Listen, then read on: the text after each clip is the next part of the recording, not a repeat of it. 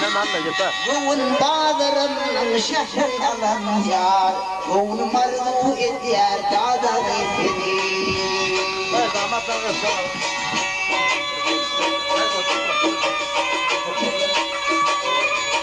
Sen işime giydin 15 yaşında, Kadimliydi pıtım tayga başımda.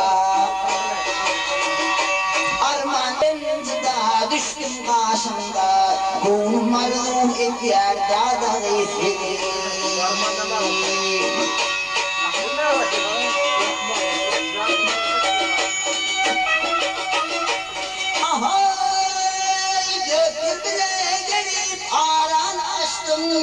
Sen bir kadar nadan doğuştun. Nucuvan vaktimda dünyadan geçtim. Gonum arzu edyer dağda gifini.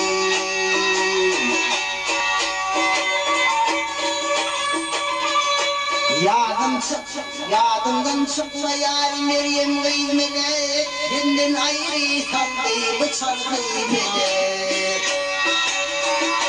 Mecnun kalınmışım Leyli Gülen'e, Gonum arzu edyer dağda gifini.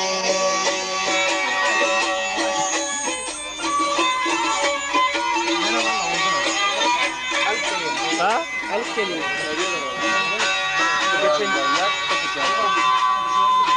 Bir közüm dünyada düşsün, Bir un ağlayıp kefiliysin. Aşık kılgaram kabrda yatsam,